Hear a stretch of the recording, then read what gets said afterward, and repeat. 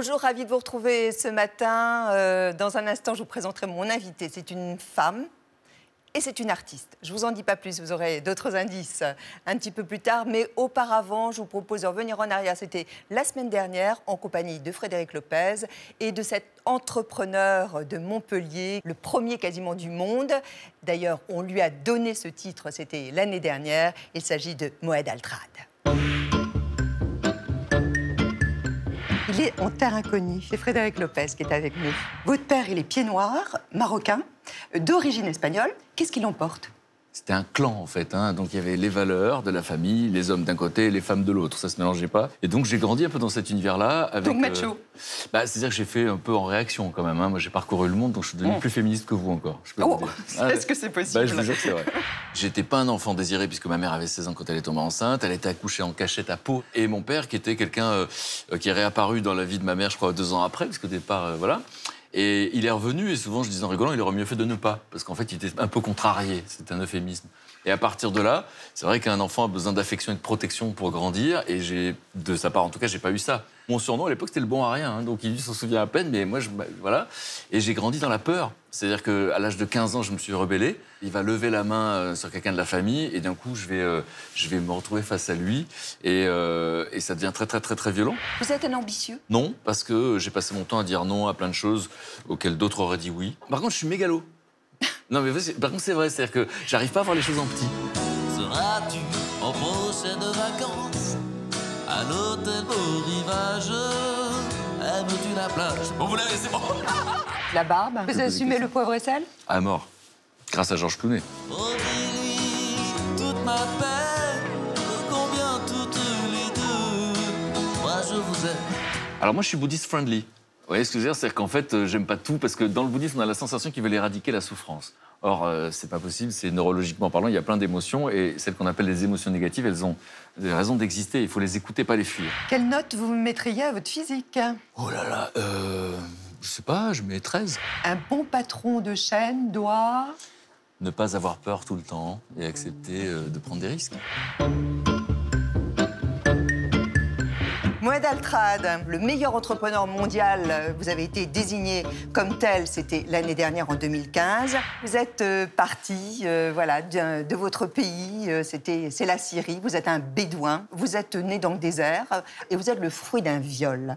Ma mère était issue d'une famille pauvre dans la tribu bédouine. Le chef de la tribu, c'est celui qui a tous les droits dans la tribu. Donc, il l'a violée 2 fois. Une première fois pour que mon frère aîné puisse naître. Et il a eu la malchance, ce frère aîné, de rester avec le père. Et par la suite, il l'a tué par maltraitance. Vous n'y êtes pas retourné en Syrie? Je suis retourné, je suis arrivé en France en 1970. Je suis retourné 2 ans après, et plus jamais. Mais pourquoi? Parce que lorsque je suis retourné, je voulais voir la tombe de ma mère. Mais je ne l'ai plus trouvée. Tout a été effacé. C'était quelque chose d'extrêmement violent. Et je suis reparti plus retourné. Il y a des patrons de droite et il y a des patrons de gauche? Moi, le mot gauche-droite me gêne beaucoup parce que moi, je travaille pour le pays. Et je suis un soldat de cette nation qui m'a permis de faire des choses que mon propre pays ne m'a pas permis de faire. Donc, oui, bien sûr, je comprends des gens qui amassent des fortunes, après ils vendent l'entreprise comme un objet, et c'est souvent le cas. Mais ce n'est pas mon modèle, vous comprenez. Est-ce que vous avez déjà été violent avec quelqu'un? Jamais. J'ai horreur de la violence parce que je l'ai vécu dans ma jeunesse. J'ai vu des hommes s'entretuer devant moi. De qui diriez-vous que de rencontrer cette personne, c'est un honneur? Barack Obama, c'était un honneur pour moi qu'un homme aussi puissant, porteur d'un grand symbole, le premier président noir de la première puissance au monde. Qui est avec nous ce matin? Vous allez vous découvrir. Tout d'abord, quelques petites questions. Votre profession? J'écris des chansons et je les chante. Votre situation familiale? Mariée. Votre obsession dans la vie? Ah, mon obsession dans la vie. J'ai beaucoup d'angoisse. Je suis obsédée par mes angoisses. Est-ce que vous avez une devise? Oui, j'en ai une. Alors, est-ce qu'elle a changé? Rien n'est jamais acquis. Et votre prénom et votre nom? Je suis la grande Sophie. Vous venez me rejoindre. Merci d'être là. Rien n'est jamais acquis. Qu'est-ce qui différencie la Sophie Uriot, puisque c'est votre patronyme, de la grande Sophie? Bah déjà, choisir un nom de scène, ça permet d'entrer dans un personnage aussi, même si ça reste... je me reconnais beaucoup dans la grande Sophie, puisque je chante ce que je suis. Mais ça aide, je trouve. Je ne me voyais pas rester avec un nom de scène, Sophie Uriot. Déjà, je trouve que ça ne sonne pas. Et ça va faire plaisir à vos parents. Allez, c'est fait. Voilà. Non, mais la grande Sophie, je trouve que c'est très imagé. C'est aussi, il y a ce côté moyenâgeux, vous savez, où on appelait les gens par... Moi, c'est vrai que je suis grande, donc on m'a surnommée comme ça.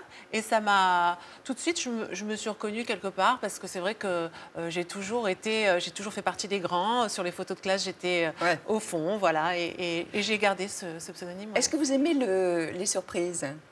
Oui, j'aime les surprises, oui. Bon, c'est bien. Il y en aura une tout à l'heure. Il y aura une surprise. Il y a quelqu'un là qui est en loge, qui viendra nous rejoindre sur ce plateau tout à l'heure. Bon, évidemment, comme c'est une surprise, je ne peux pas vous en dire plus. Je vais devoir deviner ou... Peut-être. En tout cas, les téléspectateurs, eux, sont dans la complicité. Grandir dans le Sud, au soleil, ça implique quoi? Oh, ça... Alors... Port-de-Bouc. Oui, c'est Port-de-Bouc, voilà. C'est au bord de la mer. Une petite ville où...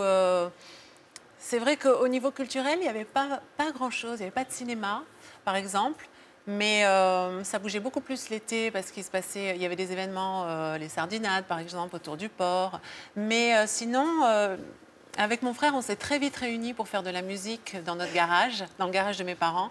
Et il y avait un voisin dans notre rue qui était musicien aussi, un ami, qui s'est joint à nous. Et c'est comme ça que j'ai monté mon premier groupe, Entrée Interdite. C'est vrai que c'était une façon vraiment d'occuper tous nos week-ends. Et c'était, on faisait des reprises, mais c'était aussi le moyen pour moi de commencer à écrire. Et vous extraire de la réalité aussi. Ouais. Oui, parce que je viens d'un milieu, en fait... Une mère infirmière? Une mère infirmière, libérale. Oui. Et mon père qui travaillait à ArcelorMittal, alors lui qui était très investi dans le syndicat, dans le syndicalisme, et qui, toute sa vie, d'ailleurs encore, se bat pour défendre des gens. Donc, beaucoup de manifestations. On a fait le Larzac quand on était petits, ils nous emmenaient au Larzac, tout et ça, vous la marche du Larzac. partagiez ces idées? Je ne me rendais pas compte. En tout cas, mes parents ont toujours d'ailleurs ce côté d'être juste. La justice est importante dans la famille et c'est vrai que... L'égalité, la parité. Voilà, oui. Donc ça, évidemment, c'est des valeurs que je partage, mais quand on est enfant, on ne se rend pas forcément compte de tout. Mais c'est vrai que le côté un petit peu trop dans la vie, et puis j'ai toujours entendu aussi, quand j'étais gamine, que c'était la crise depuis toujours. Donc, la musique, c'était un moyen aussi de m'évader de tout ça, de sortir de ce monde. Et je regardais plutôt le côté paillette. Oui. Et notamment, vous écoutiez ceci. Ah oui, c'était Anne. Ah oui,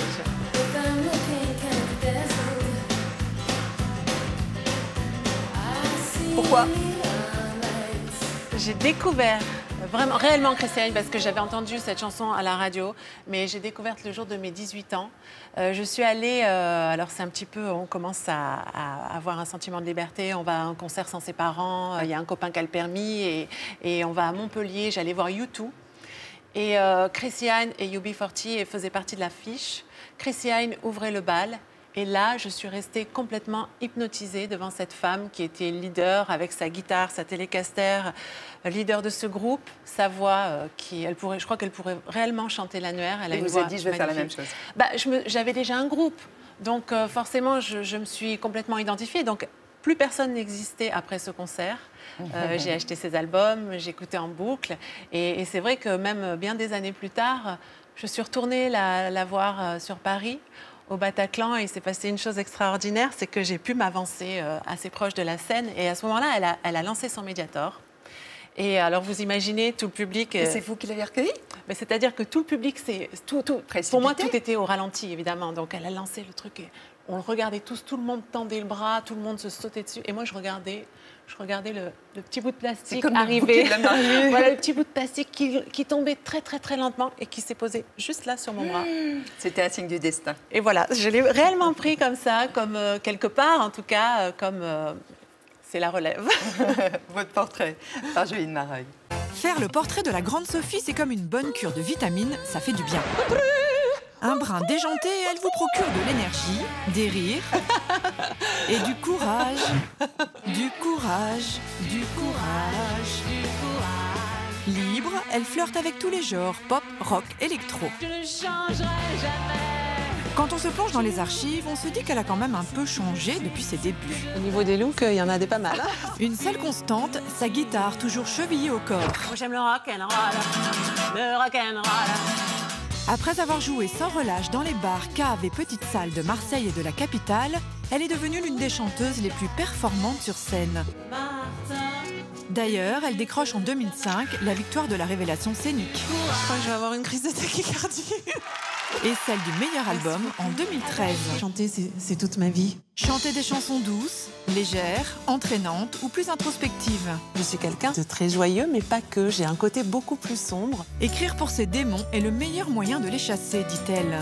Ne m'oublie pas, ne m'oublie pas. Alors, album après album, elle sonde l'intime, parle d'amour et du temps qui passe, son obsession.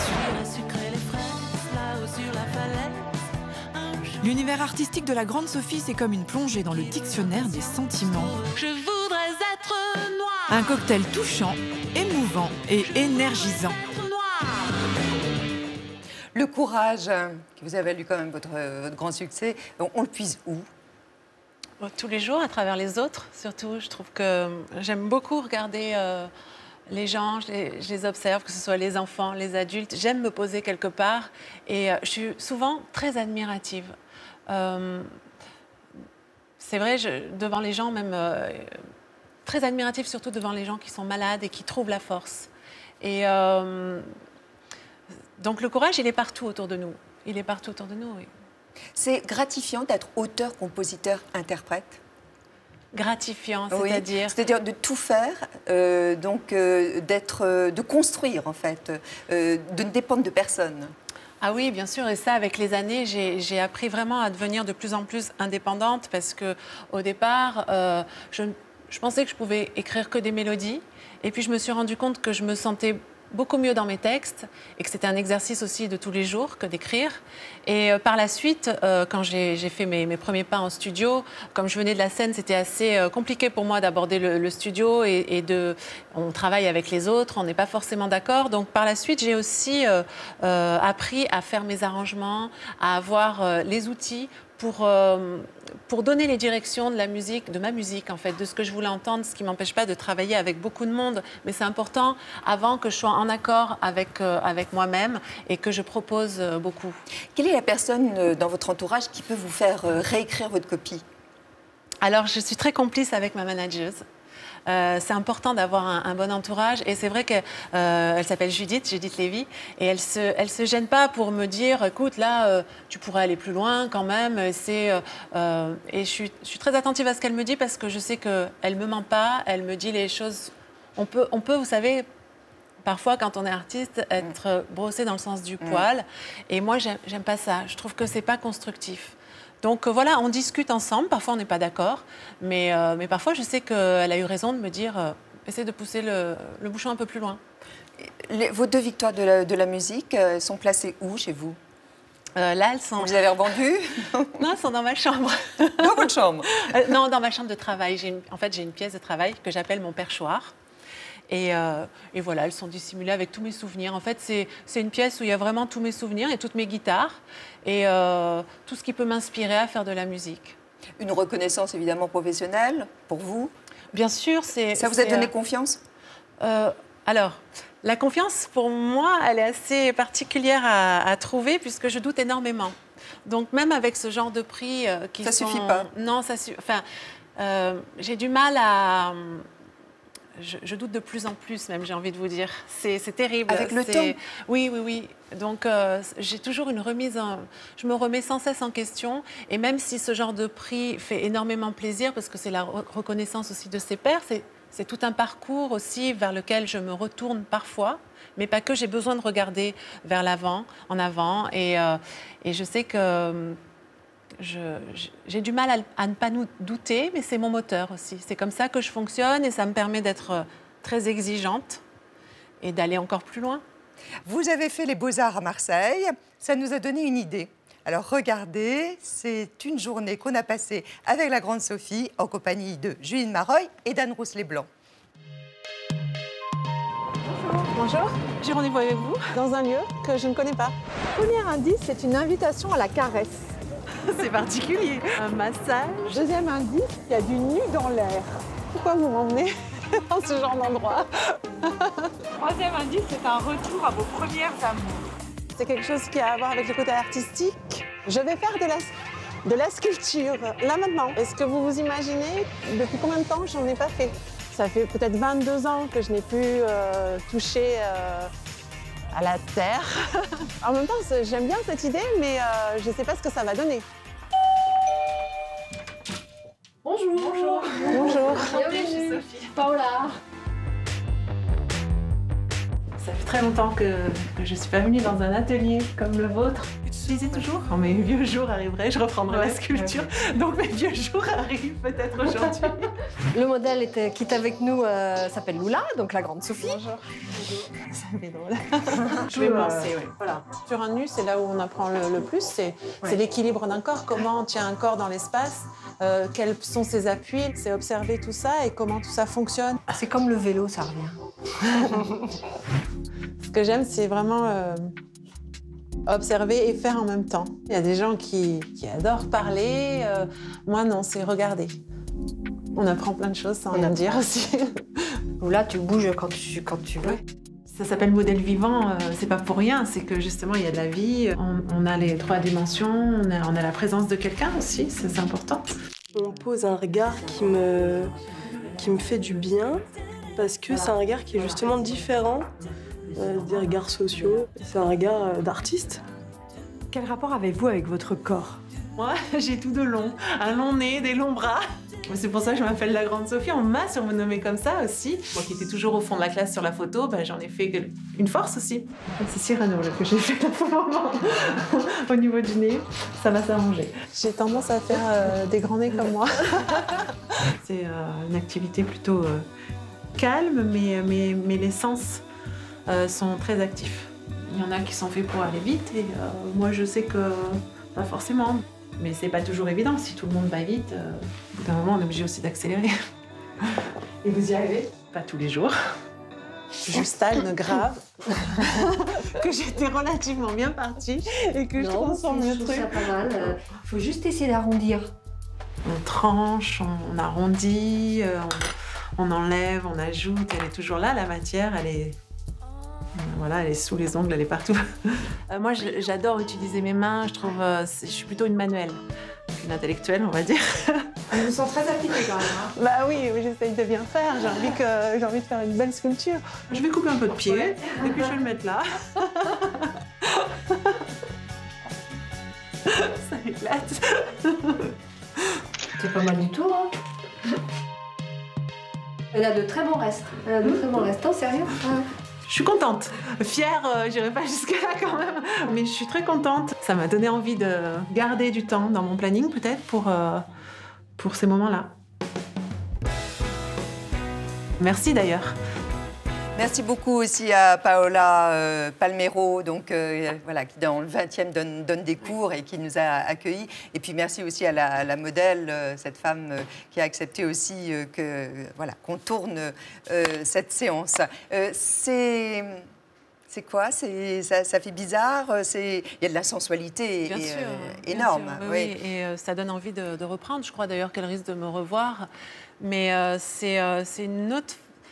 C'est très différent de la musique, c'est un travail très solitaire à la fois, alors qu'on partage parce qu'on peut... La musique aussi, nous, quand on écrit? Quand on écrit, bien sûr, mais après, sur scène, moi, je considère toujours que je suis en groupe sur scène, mes musiciens, et ils vivent le même moment avec moi, et je ne tiens pas à être séparée d'eux. Là, c'est plus un travail avec soi-même, très intérieur aussi. Nos histoires, en quoi cet album nous concerne? Pourquoi nos histoires? Oh, parce que moi, sur cet album, j'avais envie d'aller vers l'autre. Et à partir du moment où on partage quelque chose avec quelqu'un, je ne peux pas dire je. C'est nos, et ces chansons, c'est un petit peu comme si j'avais écrit des lettres à toutes les personnes auxquelles je pense. C'est des rencontres avant tout. Et puis elles sont universelles. Alors après, chacun va s'en emparer. Ça, c'est toujours ce qui est génial avec la chanson, c'est que chacun va prendre son mot, sa phrase et va la mettre dans son histoire à lui. Il y a Arthur H qui était à votre place il y a quelques semaines et il disait « Savoir se renouveler relève de la politesse ». Est-ce que vous êtes d'accord avec ça? Alors, je ne sais pas si ça relève de la politesse. Je ne sais pas si c'est le mot que j'emploierais exactement. Mais pour moi, c'est un besoin. Relève du besoin parce que je crois que c'est une recherche, c'est toujours se dire, trouver une issue pour ne pas s'enfermer dans quelque chose. Et moi, depuis le début, à partir du moment où j'ai dit que je faisais de la kitchen music, justement, c'était pour pas qu'on me colle une étiquette et pour pas que je sois enfermée dans une cage. C'est tellement étriqué. Donc, je veux explorer, je veux être surprise. Est-ce que vous avez beaucoup de chansons qui sont vraiment abandonnées, laissées pour compte? Oui. Ah ouais? Il y en a, je sais qu'elles ne Elles sont où dans un tiroir? Elles ne verront jamais le jour. Il y en a qui ont juste 2 mots qui existent. Et oui, c'est la vie d'une chanson. Mais justement, je me posais la question si ça n'allait pas faire le thème d'une de mes futures chansons. La vie d'une chanson, ce qu'elle représente. J'étais en train de... J'aime bien en ce moment me mettre au piano parce que c'est un instrument que je découvre et je ne suis absolument pas pianiste, mais ce que ça évoque pour moi et comment je peux aborder cet instrument. Et j'étais partie justement sur ce thème qui s'appelle, je travaille dessus en ce moment, je ne sais pas si elle verra le jour, cette chanson, mais ça s'appelle « Drôle de rengaine ». Et drôle de rengaine parce que qu'est-ce que peut trimballer une rengaine? Tous les souvenirs qu'on a d'une époque, tous ces albums, finalement, ce sont des marqueurs dans ma vie. Est-ce que vous avez une rengaine, justement, vous, mais de la part d'un autre artiste, une chanson comme ça qui vous vient comme une sorte de leitmotiv? Ça dépend des moments, ça dépend souvent dans ma douche, je chauffe ma voix, je regarde si elle est toujours présente, je vérifie. Il y a une petite angoisse encore chaque matin. C'est vrai, enfin, moi je peux être très pénible pour ça, c'est mon instrument de travail, j'ai besoin de savoir tout de suite quand je me lève où elle est, si elle est très présente, si rien ne lui est arrivé pendant la nuit. Vous l'avez assurée? Non. Non. Bah, pourquoi pas? Non, mais quand on est en tournée, on est assuré. Mais c'est vrai que dès que j'ai un petit rhume, c'est des angoisses, c'est des nuits à faire des cris, à pousser des petits cris, voir si sa voix ne s'en va pas. Et sous la douche, alors, vous chantez quoi? Alors, sous la douche, ça dépend. Ce matin, je ne sais pas ce que j'ai chanté. Ça peut être un tube qui passe à la radio, ça peut être un Barbara. Ça peut être Barbara, oui. Ça peut être Quand aussi, reviendras-tu, c'était... Oui, hein? Que j'ai chanté beaucoup. Vous savez la chanter, la a cappella? Ah oui, je saurais vous faire un petit extrait. Ah ouais. Alors, voilà combien de jours, voilà combien de nuits, voilà combien de temps que tu es reparti. Tu m'as dit cette fois, c'est le dernier voyage. Pour nos cœurs déchirés, c'est le dernier naufrage. Au printemps, tu verras, je serai de retour. Le printemps, c'est joli pour se parler d'amour. Nous irons voir ensemble les jardins refleuris et déambulerons dans les rues de Paris. Dis, quand reviendras-tu? Dis, au moins le sais-tu que tout le temps qui passe ne se rattrape guère, que tout le temps perdu ne se rattrape plus. Bravo, parce que vous ne la singez aucunement. Je l'ai prise très lentement peut-être, mais je l'ai ressentie comme ça à ce moment-là. Merci.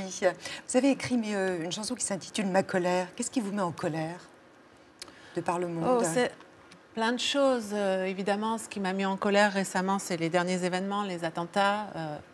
On ne peut, je pense, qu'éprouver de la colère au départ, même si finalement on est sous la sidération et qu'on est sous le choc aussi, toujours. Le lendemain, d'ailleurs, vous avez annulé, hein, je crois, votre concert. Vous le regrettez aujourd'hui? D'avoir annulé? Non, je crois que c'était important aussi parce que vous savez, de vraiment marquer le coup pour se rendre compte de la gravité, c'est très grave. Mais les choses, dans l'actualité, les informations passent les unes après les autres. Malheureusement, c'est toujours d'actualité. Et je crois qu'à un moment donné, il faut savoir s'arrêter. Et c'était important pour moi que je marque ce temps-là. Et c'était très difficile aussi de... Je sais que quand j'ai repris la scène à Paris, une dizaine de jours plus tard, je revenais donc au Trianon. Il s'était passé ça au Bataclan, les attentats. Quand je suis arrivée devant le Trianon, j'ai eu un énorme coup de blues. Et je me suis dit, comment je vais faire ce soir? Mais le soir, le concert qui s'est passé ce 26 novembre donc, au Trianon a été tellement intense avec le public. On était vraiment, on voulait tous se sortir de ça, on voulait vraiment vivre, on voulait vraiment continuer à dire, à crier, à chanter. Que ce concert était incroyable et je crois que je m'en souviendrai vraiment longtemps. D'ailleurs, vous êtes en tournée là actuellement, vous faites énormément de villes moyennes et plus grandes. Lorsque vous montez sur scène aujourd'hui, il y a un changement, votre comportement, votre façon d'être, vous ressentez le public différemment, vous trouvez qu'il y a un avant et un après? J'ai tendance en fait à dire aux gens, mais ça j'en parlais déjà avant, parce que la scène, c'est l'instant présent, il faut le vivre très intensément, comme un moment extraordinaire. J'ai tendance à leur dire, à tous ces gens qui viennent et qui ont la gentillesse de venir nous voir aussi dans les salles de concert, à leur dire, n'ayez pas de regrets, vivez ce moment pleinement. Je ne veux pas que vous regrettiez de ne pas avoir chanté, de ne pas avoir dansé. Si vous aviez cette envie-là, il faut le faire maintenant, on est là pour le faire ensemble. Qui est-ce Maria Yudina? Maria Yudina, elle fait partie des rencontres que j'ai pu faire en écrivant cet album. C'est une pianiste russe, virtuose. C'était une opposante au régime de Staline, donc une résistante. Et bien malgré elle, c'était aussi la pianiste préférée de Staline. Quand il entendait son jeu, il était ému aux larmes. Et elle ne se gênait pas pour lui dire qu'elle était contre le régime. Et j'ai été vraiment très impressionnée par l'histoire de cette femme. Dans un premier temps, j'ai découverte par son jeu, puisque j'avais un ami qui écoutait ça en boucle. Et moi, j'essayais d'écrire de nouvelles chansons, j'y arrivais pas. Et j'entendais cette virtuose qui jouait, qui ne s'arrêtait pas de jouer. Donc, je suis allée voir cet ami et je lui ai dit, mais qui tu écoutes comme ça? Et il m'a dit, Maria Yudina, tu connais? Et tout de suite, le fait que ce soit une femme, les femmes dans la musique, dans l'art, m'ont toujours énormément parlé. Donc, je lui ai fait répéter son nom. Je lui ai dit Maria Yudina. Et je me suis sentie, face à cette virtuose, moi, en tant qu'autodidacte, très petite. Donc, je lui ai répondu tout de suite, non, je ne suis pas Maria Yudina. Et là, j'avais déjà lancé le refrain. Et quand j'ai découvert son histoire, j'ai voulu écrire tout de suite parce que sa vie a été incroyable. Et ça donne ceci. Non, je ne suis pas Maria Yudina. Non, je ne suis pas Maria Yudina. C'est l'œil de la nuit, ou bien le destin qui l'a choisi, qui la protège, qui la plonge dans ce sortilège, dans une autre vie.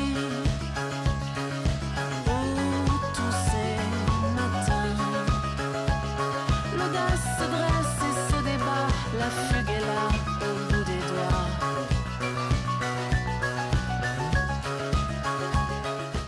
Vous qui avez une vraie sensibilité de femme et envers les femmes, sur scène, il n'y a que des hommes autour de vous? Non, c'est pas vrai. Ah, c'est les musiciens. Ouais. Ah oui, oui, c'est vrai. Comment vous expliquez ça? C'est comme ça, vous savez, c'est un milieu très masculin encore. On voit de plus en plus de femmes quand même. Oui, musiciennes. quand même dans les techniciens, il y a même des ingé-sons fabuleuses. Mais voilà, ça s'est passé comme ça. J'ai fait des auditions, j'ai rencontré ces musiciens-là. J'ai trouvé que l'équipe pouvait être cohérente, mais je ne suis pas contre jouer avec des femmes. Mais il y en a sur l'album, des femmes qui m'accompagnent. Je pense à Jeanne Chéral. Ah bon? Vous êtes sûre? Bien sûr, je l'adore. Ça tombe plutôt pas mal parce que on l'a rencontrée Ah. Alors, on lui a demandé évidemment de témoigner sur vous. Et puis, on est allé voir aussi Alex Baupin. Que j'aime beaucoup aussi. Ça, on le savait. Alors, tous les deux, ils vous connaissent bien. Et voilà ce qu'ils disent de vous, la grande Sophie. Alors, pour moi, Sophie, c'est ce qui la caractérise le plus, c'est son honnêteté. C'est quelqu'un de terriblement honnête. Elle est étonnamment normale. C'est bizarre de dire étonnamment normale, mais je crois que c'est... voilà, c'est la chanteuse la plus normale que je connaisse. C'est la chanteuse la moins chanteuse que je connaisse. Je l'ai jamais entendu dire du mal de quelqu'un. Enfin, elle a vraiment une bonté et une honnêteté intellectuelle et humaine qui est pas si fréquente dans nos métiers, quoi. Dans un milieu où quand même les gens sont assez sûrs d'eux, voire assez prétentieux, c'est une fille qui doute énormément. Comme elle se livre pas beaucoup, on perçoit pas forcément cette angoisse-là, mais moi je l'ai vue. Sophie, c'est une solitaire, c'est-à-dire que... bon, elle va me trouver atroce de dire ça, mais parce que ça fait vraiment la pauvre fille toute seule, mais elle a pas beaucoup d'amis. On se sent très à l'aise avec elle. Elle est de la déconne et tout, mais elle a une part de mystère qui est agréable, je trouve. Elle a une réserve qui est assez classe. Qu'est-ce qu'elle a de grande, la grande Sophie? Je pense qu'elle a un grand sens de la mélodie, Sophie, et de l'efficacité mélodique. C'est une compositrice hors pair. Enfin, moi, c'est quelqu'un que j'admire pour son sens mélodique, par exemple. C'est quoi les petits défauts de Sophie? Elle est un peu prude. Mais c'est parce que moi, je suis dévergondée. Donc c'est... Voilà, je la trouve un peu prude, mais en même temps, j'aime bien, parce que du coup, ça permet de la titiller. Elle a des options de décoration de son appartement, notamment, avec lesquelles je suis pas tout à fait toujours d'accord. Elle ramène parfois des tableaux dont on peut légitimement se dire que c'est pas du meilleur goût. Voilà. Ça va la vexer, mais je la laisserai pas décorer chez moi, je crois, Sophie. Si Sophie était un animal, ce serait une girafe. Sophie la girafe, enfin, c'est obligé. Parce qu'elle est grande et belle, parce que c'est très beau, les girafes. Elle a fait de sa taille un atout. Voilà, elle est grande, elle est élancée, et elle prend de la hauteur sur les choses. C'est une girafe. Merci Jeanne et merci Alex. Bon, la girafe, bon, pourquoi pas, ça vous Je l'ai va? utilisé comme totem à mes débuts. Parce que vous vous en amusez même. Voilà. Oui. Alors vous savez que tous les deux, avec Alex, vous serez à Paris. Oui, j'ai appris ça. Oui, Il me l'avait pas vous dit. serez à l'Olympia. C'est ça. Et lui à la Cigale. On pourra même ce pas sera le 18 s'inviter. mai. Non. Et puis Jeanne Chéral, elle est en tournée aussi. Qui reprend sa tournée solo, oui. Vous vous êtes reconnue un petit peu dans ce portrait? Par exemple, sur la déco, là, il vous tacle un peu. Hein. Ah, mais, alors avec Alex, on adore rire, mais on adore se charrier. Et quand il est arrivé chez moi, j'avais ramené un tableau du Vietnam. Et il regardait ça à la loupe. Il me dit, c'est quoi? Alors il y avait, vous savez, les petits chapeaux. Et il me dit, j'ai cru que c'était des Doritos.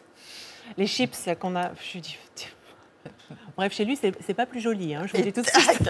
Allez, c'est fait. Hanoï, d'ailleurs, bien sûr, on l'évoquera tout à l'heure parce que vous interpréterez le titre. Ça, c'est lié évidemment à un voyage, à une tournée. Hein. À la fin de ma tournée précédente, où on a terminé la tournée à Hanoï, enfin, on a terminé... rien ne s'est passé comme prévu. Là-bas, on n'a pas pu jouer, on devait jouer dans un stade. Et on est arrivé pendant un événement historique, puisque le général Giap, c'était un de leurs héros nationaux, est mort à ce moment-là. Et donc, il y a eu des journées de deuil. Et on a pu, avant les journées de deuil, jouer à l'Institut français. Et évidemment qu'on avait un petit regret de ne pas avoir pu faire plus, mais en même temps, tout le Vietnam était très triste. Et je me suis dit, moi, je voulais poursuivre mon voyage. Je voulais connaître un peu mieux, aller au centre du pays. Et il y a eu un typhon. Donc je suis vraiment restée à Hanoï avec deux charmantes personnes qui m'encadraient, qui étaient des traductrices, qu'on reconnaît d'ailleurs dans la chanson. C'est Le Velours, La Fleur de Lune. C'est Nung et Queen, ces deux charmantes traductrices qui m'ont accompagnée pendant ce séjour. Et je voulais, quand je suis rentrée, j'avais... déjà, c'était la fin de la tournée. Donc c'est un grand vide qui s'installe soudain. Et puis, c'était retranscrire tout ce que j'avais ressenti, cette chaleur, cet accueil. J'avais envie d'y revenir. Le temps qui passe vous obsède énormément. Oui. Tous ceux qui vous connaissent le disent, mais c'est vraiment obsessionnel. Bon, vous êtes jeune, voilà, vous êtes en bonne santé. Voilà.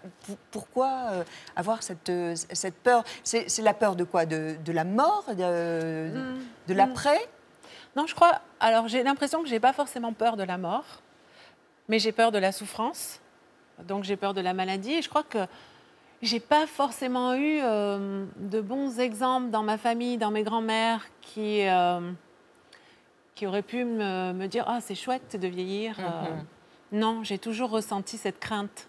Jean Dormesson a une jolie formule, il dit la vie est courte, mais il y a des longueurs. Ah oui. Vous êtes d'accord avec ça? Oui, c'est vrai. Tout le monde ne vieillit pas de la même façon. On ne sait pas trop ce qui nous attend. C'est un âge sensible, la quarantaine? Oui, je pense que oui. Il y a des transformations. Enfin, moi, je sais que j'observe beaucoup. Je m'observe beaucoup aussi. Et il y a des... Voilà, on se voit avec des signes différents sur le visage. Sentimentalement, vous êtes une cérébrale ou vous êtes vraiment instinctive? À la base, je pense que je suis... De toute façon, dans tout ce que je fais, je crois que je suis une instinctive. Oui. J'aime pas me poser énormément de questions. Donc, c'est vrai que la première impression compte beaucoup. Même quand j'interprète une chanson, quand je suis en studio, la première voix, je sais que c'est celle-ci que je vais garder. C'est pas la peine que je me torture à en faire 20 de plus. Qu'est-ce que vous attendez d'un homme dans votre vie? Je l'attends pas, il est là. On le salue. Il est bien caché. Hein. Oui. Donc, qu'on se comprenne et qu'on passe... Pour moi, j'ai toujours été sensible à la longévité dans le couple. Et c'est quelque chose d'ailleurs que j'aborde beaucoup dans mes chansons depuis mes premiers albums. Donc, c'est vrai que ça me touche. Quand je vois un couple de personnes âgées dans la rue qui se tiennent la main, je m'arrête, je les regarde. Je trouve ça incroyable. Et à la fois, j'imagine aussi tout ce qu'ils ont vécu. Et c'est important. Ça, ce sont des modèles pour vous? Oui, peut-être parce que c'est vrai que j'ai eu la chance aussi de vivre avec des parents qui ne se sont pas séparés. Alors, est-ce que c'est lié? Je ne sais pas, je n'ai pas fait d'analyse, mais c'est touchant, je trouve. Deux personnes qui arrivent à passer une vie ensemble. On entend dire que c'est très compliqué, que non, c'est plus de l'amour, tout ça, mais moi, j'y crois à l'amour, jusqu'au bout. On disait, vous êtes en tournée actuellement, alors vous êtes toujours dans les valises. Hein? Oui, alors... Oui. Il paraît que vous êtes un peu bordélique. Très. Alors, on s'est amusé, Sophie. On va vous apporter une valise. On voudrait que vous la fassiez, cette valise. Alors, pour les faire, j'ai aucun problème. Montrez-nous alors. Non, parce que là, vous êtes prétentieuse. Mais c'est quand je les déballe. Oui. J'en mets partout chez moi. C'est-à-dire, j'en sors une, je pose un tas. Mais là, vous savez plier les choses. Faites un petit tri. Montrez-nous, là. Comment vous savez plier des vêtements dans une valise? Non, déjà, je ne mettrais pas un chapeau dans une valise. Je le mettrais déjà sur ma tête. Voilà. Alors, je ferai un tas. Un premier tas. Je ferai un tri aussi. Oui, parce que ça, par exemple, je ne vais pas prendre une gourde. Hein. On est bien d'accord. Ça, bon, j'ai tellement de problèmes avec mes cheveux que si je prends... Ouais, prenez-le, le sèche-cheveux. Un masque, ça peut toujours servir. Oh là là, mais il y a... Je pense que je ne prendrais pas autant. Vous achetez sur place, vous? Pas forcément, non, mais je me dis, je prends l'essentiel de ce que... Je prends des basiques, en fait, de ce que je pourrais remettre. Donc ça, j'en ai pas besoin. Ça, je sais pas ce que c'est. Une sorte de kawaii, là. Donc des chaussures, on va limiter. Hein. D'accord, oui. Des babouches, non, j'en mets vous pas. n'avez pas besoin, non. Non, des grosses chaussettes. Non, mais ça, c'est inutile. Ouais. Ça, c'est inutile, donc on va prendre ça. Un carnet, ça, c'est très utile. Très bien. Un sac à main, oui. Allez, on garde. Parfait. Ça, je sais pas ce que c'est. Non, moi non plus, d'ailleurs. Oui, donc on ne prend pas. Laissez, voilà. laissez. Alors, on va prendre ça. On va prendre une écharpe, toujours, parce qu'on est chanteuse. Hein. Oui, bien sûr. Sa petite écharpe. Pour protéger sa gorge. Un pull, bien entendu. Allez, hop. Voilà. Ça, non. Hein, on va dire qu'on va dans des endroits... Non, parce que les serviettes, vous en trouverez à l'hôtel. Une veste, oui, pour sortir un petit peu. Sûr, voilà. Oh, bon. Ça, peut-être pas. Allez, deux pulls, oui. Les couleurs, ça vous plaît pas trop, les couleurs? Hein? Si, ça peut. Non, pas ça. Non, d'accord. Bon. Un bonnet, bien sûr, ça, non. Attendez, vous allez oublier quelque chose, là. Je voudrais quand même vous donner quelques livres, parce que sans livres, c'est impossible. Hein. Regardez. Alors, j'en achète beaucoup. En ce moment, j'arrive pas à lire. Regardez, par exemple, celui-là. Il vous va ou pas? Ah, mais celui-là, je l'adore. Ah bon? Comment? D'après Nice Sorbré, je l'ai dévoré. Ah oui? C'est parce que c'est Delphine de Vigan. Ouais. Et c'est une des plus belles rencontres que j'ai pu faire. C'est vrai? Ces dernières années, bien sûr. Ah bon? Regardez, elle est là. Ah. Alors toi Alors elle, je la retiens. On s'est quittés tout à l'heure. Bonjour Delphine. Ah ben, je crois que tu peux passer comédienne directement, tu vois. Bonjour. Bonjour et merci d'être Bonjour là. Catherine. Asseyez-vous. On était ensemble et on commençait à retravailler puisqu'on s'est connus grâce... Alors, vous allez nous expliquer justement cette rencontre. Delphine va commencer puisque c'est grâce à elle quand même qu'on s'est connus. Il y a combien de temps vous vous connaissez? C'est assez récent? Ça fait quoi? Ça fait 2 ans? 2 ans. Oui, je pense que ça fait 2 ans qu'on s'est rencontrés. C'est vous qui avez sollicité en fait la Grande Sophie. Tout à fait. Je devais participer à un festival qui s'appelle Tandem, qui a lieu à Nevers, je crois, chaque année ou peut-être tous les 2 ans. Dont le principe est qu'un écrivain invite un artiste de son choix, qui peut être, ça peut être un chanteur, un chorégraphe, un danseur, etc. Et ce festival est organisé et programmé par Arnaud Catherine, donc il m'a proposé d'y participer. Et je lui ai dit, moi j'aimerais bien faire quelque chose, l'idée étant donc de mettre au point un spectacle d'1 heure, 1 heure et quart, avec un chanteur ou une chanteuse. Et vous avez tout de suite pensé à elle? Oui, donc mais il m'a dit pourquoi parce que vous l'aimiez bien, vous connaissiez ses chansons? Je connaissais ses chansons depuis Vous l'aviez vue longtemps. sur scène éventuellement? Non, je ne l'avais jamais vue sur scène, mais il se trouve que plusieurs de ses albums avaient accompagné des moments de ma vie qui étaient importants. Vous savez comment c'est, ces chansons qui à un moment donné font partie de notre vie, qui évoquent une période, qui évoquent des souvenirs, etc. Et donc, c'est le premier nom qui m'est venu quand j'ai parlé avec Arnaud. Et donc, je lui ai dit, par exemple, la Grande Sophie. Et il m'a dit, la Grande Sophie, je connais sa manageuse, donc peut-être je peux la contacter. Voilà. Elle a tout de suite dit oui. Bah oui. Et en plus, j'avais lu Rien ne s'oppose à la nuit, qui m'avait beaucoup touchée. Et j'étais très honorée. Alors, vous avez eu cette expérience donc de scène ensemble. Et puis, vous lui avez écrit à Delphine un texte, une chanson. Alors, c'est-à-dire qu'on a fait une trame à notre histoire, l'une et l'autre. Et quand j'ai découvert aussi ces autres livres, quand j'ai lu Jour sans fin, je me disais, c'est quand même... je voudrais pas qu'on fasse juste un échange de ces livres et de mes chansons. Je voulais aussi écrire en fonction qu'il y ait une création. Et donc, quand j'ai lu Jour sans fin, je suis partie de cette phrase « Je n'ai rien vu venir » et j'ai essayé de mettre tout ce que j'avais compris dans le livre et de lui faire aussi quelque part ce cadeau. Et il y a ce moment qui restera. À chaque fois, je lui dis « Tu te souviens ?» parce qu'on s'en est pas reparlé. C'est vrai qu'on s'en reparle que maintenant, de ce moment-là où je lui ai chanté la chanson. On était à cette distance-là. Et on était très pudiques, on se regardait nos chaussures. On n'osait pas se regarder. Vous sauriez là l'interpréter? Oui, bien sûr. C'est un capot 2, je vais changer. Pour Delphine, et puis... là, on va revivre la scène, c'est bizarre. Alors. Je n'ai rien vu venir, ni les regards curieux qui se posaient sur moi, ni l'horizon noircir face à tous ces adieux que je faisais déjà. As-tu connu le vide? Le vide. Je n'ai pas pu retenir mon sourire, ma faussette, ce qui comptait pour moi. Je les ai vus partir ou jouer les comètes en s'approchant de moi, peur de toucher le vide. Le vide dans le vide, je ne vois rien.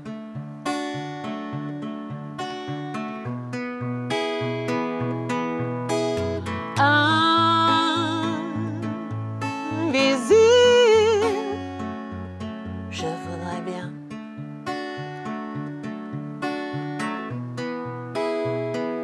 devenir quelque part comme un grain de poussière, finir dans ta mémoire en halo de lumière. Je m'arrête là. C'est émouvant d'entendre ce texte. Ah oui, c'est très émouvant. Ça reste d'ailleurs très émouvant. Et quand j'entends Sophie jouer cette chanson en concert, j'étais au Triano, le concert dont elle parlait tout à l'heure.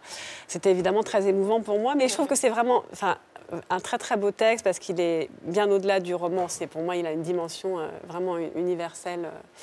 Et c'est d'ailleurs, je trouve qu'il a tout à fait sa place dans l'album de Sophie. Est-ce que vous diriez, Delphine, que le processus d'écriture que vous connaissez, vous, en tant que romancière, est à rapprocher à celui de l'écriture d'une chanson?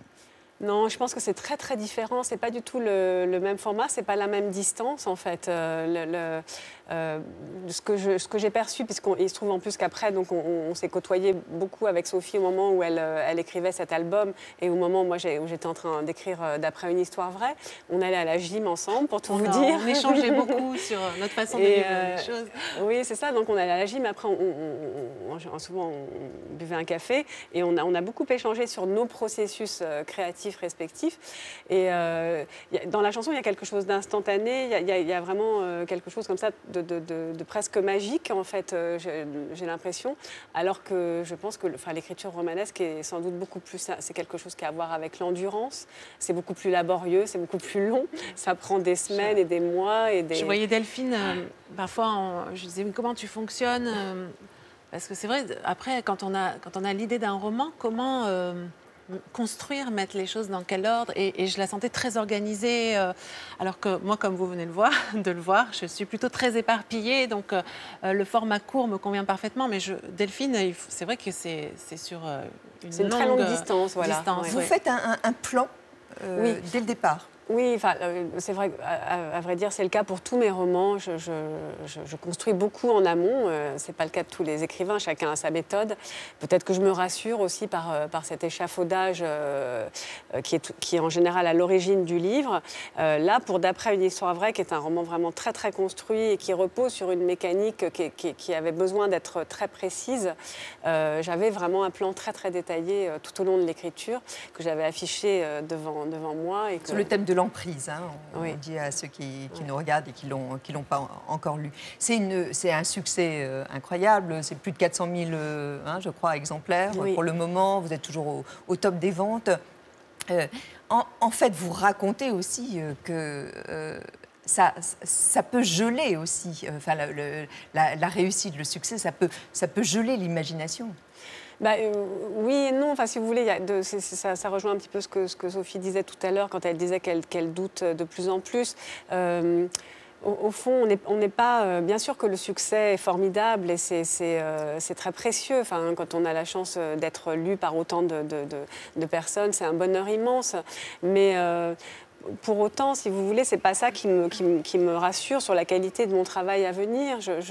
Il y a d'abord l'exigence que j'ai envers moi-même, et puis il y a de toute façon ces doutes qui sont encore là, qui sont toujours là, qui, je crois aujourd'hui, maintenant avec un peu de recul, font probablement partie du moteur, mais qu'il faut affronter au moment où on se remet au travail. Et on a beaucoup échangé, c'est vrai, avec Sophie là-dessus, parce que je savais qu'après le succès très important de La Place du Fantôme, son précédent album, c'était compliqué aussi pour elle voilà, peut-être il y a la peur de décevoir aussi, et en même temps il faut retrouver sa propre trajectoire et ne pas être là où on vous attend, être dans ce qu'on doit savoir faire. évoluer, se renouveler, ce qu'on disait tout à l'heure.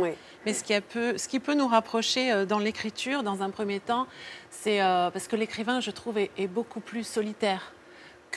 Après, moi, je vais partager, que le chanteur ou celui qui écrit des chansons, en tout cas, va partager assez vite avec des musiciens et une équipe. Alors que Delphine, c'est quand même un travail très, très, très solitaire jusqu'au bout, je trouve. Même s'il y a un éditeur, mais... Oui, en tout cas, oui, c'est un long tunnel de solitude avant de rencontrer, avant de retrouver l'éditeur et l'équipe de l'éditeur, etc., qui va vous accompagner. Plusieurs mois. Oui, c'est des mois. Parfois plusieurs années. Bien sûr, oui. Vous êtes repartie sur un projet? Non, pas encore. J'ai des temps de maturation qui sont assez longs. Donc là, d'abord, j'ai été très prise par la sortie Elle a fait sa tournée roman. aussi. J'ai fait ma tournée, voilà. C'est la tournée des librairies. C'est moins et des rock, salons. quoique. Et des salons. Et des salons. Et donc, voilà. Donc là, j'ai un projet qui commence à mijoter, mais je prends mon temps. J'ai la chance Delphine de pouvoir le faire. est très observatrice. Dès que je l'ai rencontrée, elle fait attention à tout. Elle écoute, elle est très attentive, elle est très bienveillante, mais on voit que chaque détail est important. Et c'est là où on reconnaît la romancière, parce que c'est beaucoup de détails qui défilent aussi dans un livre. Et elle les ordonne dans sa tête. Moi, tu dis ça. Mais je trouve que tu observes beaucoup, oui, j'ai remarqué ça. Donc elle se sert de tout. Oui. Delphine, est-ce que vous pouvez nous faire la promesse de venir pour nous parler du prochain livre? Oui, je vous le promets. On compte sur vous. Le Avec plus rapidement plaisir. possible. Avec grand plaisir. Merci beaucoup, Delphine, d'être Merci. venue et d'être Merci, tu m'as fait un nous avoir sacré fait une coup, belle là. surprise. Tu m'as fait un sacré coup. Merci beaucoup. Je vous emmène nos deux ados. Deux ados avec vous, la grande Sophie, des réponses du tac au tac. Qu'est-ce que vous pouvez nous dire avec l'accent marseillais? On parle de chichoune. Ça s'arrête là? Ah oui, oui, parce que je me risquerais pas. Non, je l'ai plus, mais en fait, je l'ai sur les hauts quand je rentre, quand je vais dans ma famille. Dans le sud, je dis rose, jaune, voilà. Vous qui êtes grande, qu'est-ce qui vous dépasse? Ouf, beaucoup de choses. Je suis grande, mais tout me dépasse. C'est une expression que j'emploie parfois. Le type que vous auriez aimé écrire? Il y en a certainement beaucoup. Alors là, je ne sais pas pourquoi. Ce qui me vient, c'est la chanson de Suzanne Vega, Tom's Dinner, parce qu'on peut la fredonner a cappella. Ça donne quoi? Ça donne quoi?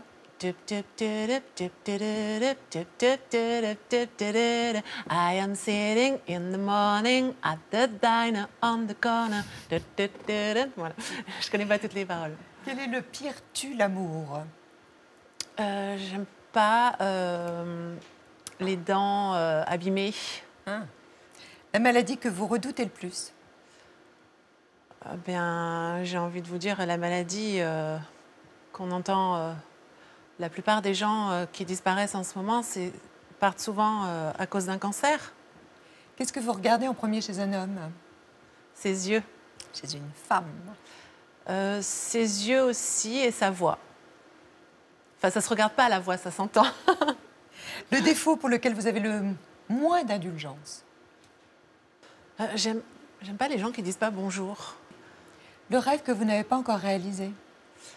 Alors, j'adorerais écrire une musique pour le cinéma. J'ai déjà écrit pour des téléfilms, mais pour le cinéma, c'est encore une autre dimension, donc c'est vrai que c'est un de mes rêves. Qu'est-ce qu'il y a de moins rock'n'roll en vous? De moins rock'n'roll, j'aime bien manger à l'heure. Quand c'est midi, j'ai faim. Comme les c'est enfants. pas très rock'n'roll. Comme les enfants. Un mot en vietnamien? Ah oui, alors attendez, je mélange tout parce que comme je suis passée par le Cambodge, je ne sais plus si common, c'est cambodgien ou vietnamien. On pourrait écouter Hanoï? Oui, bien sûr, je vais vous la jouer juste avec ma guitare, comme je l'ai écrite en fait, très acoustique. Guitare-voix. Voilà. La grande Sophie.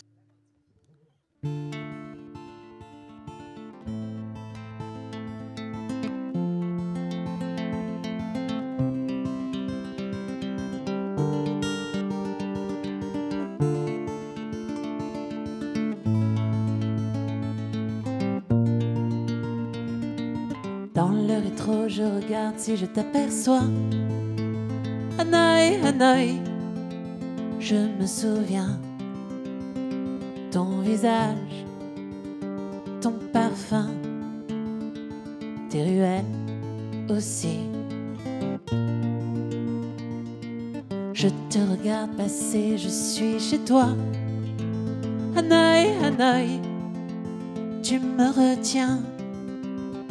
Tes typhons pleurent, tes romains, la pluie dégringole. Autour du lac, j'entends comme des bruits qui résonnent, des vagues de motos. Quelle est cette autre personne? Son cœur qui klaxonne sous ton regard accroupi. Autour du lac, il y a comme un monde qui bouillonne. Devant moi, un tableau. Les amoureux se questionnent et ma voix chantonne. Je te reverrai dans la chaleur humide sur tes trottoirs. Hanoï, Hanoï, tu me fais voir ton sourire, ta vie dehors, tes couleurs aussi. Sous la jungle électrique, je perds mon chemin. Hanoï, Hanoï, je t'appartiens. Sur le vert, tes marionnettes dans une autre vie.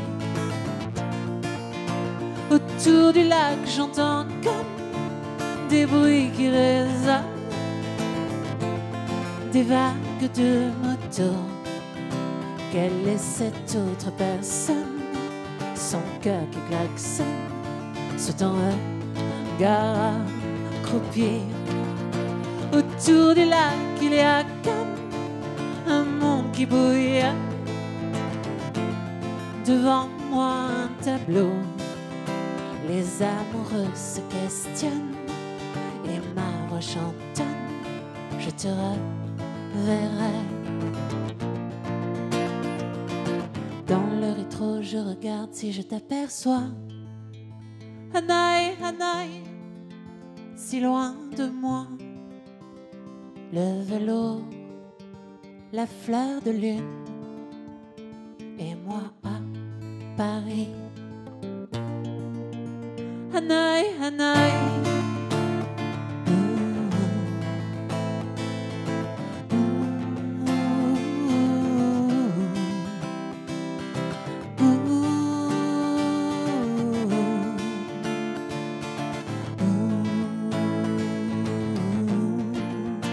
Hanaï, Hanaï.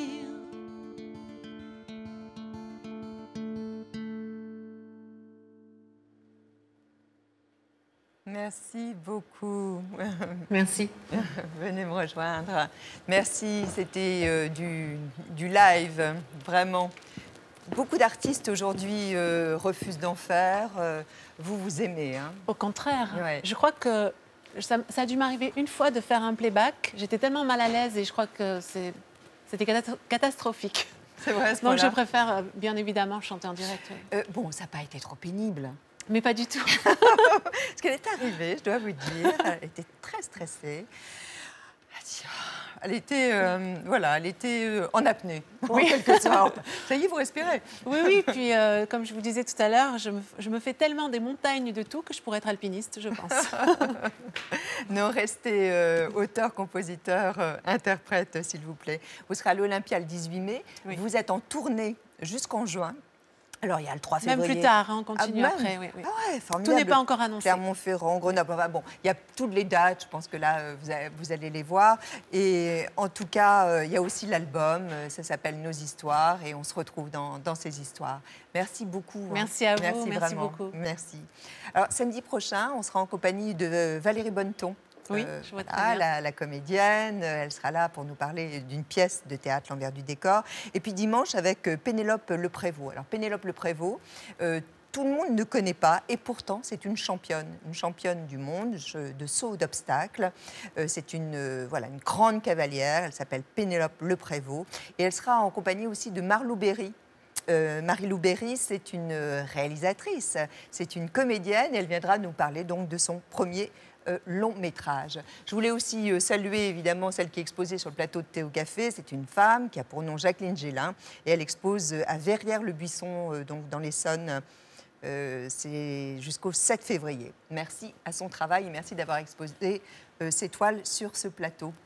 Je vous souhaite plein de bonnes choses. Merci beaucoup. Vraiment, voilà, restez nature comme vous êtes, avec vos doutes. Moi, c'est ça que j'aime bien chez vous. C'est tous ces doutes comme ça qui vous habitent. Portez-vous bien. On se retrouve la semaine prochaine. D'ici là, vous passez une très très bonne semaine. L'émission, elle est rediffusée bien sûr cette nuit. Vous pouvez la voir sur plus.fr et sur notre site France 2 Thé au Café. Merci beaucoup. Merci d'être là tous les week-ends depuis si longtemps. Merci de votre fidélité. À samedi prochain. Merci. Merci à vous. Merci.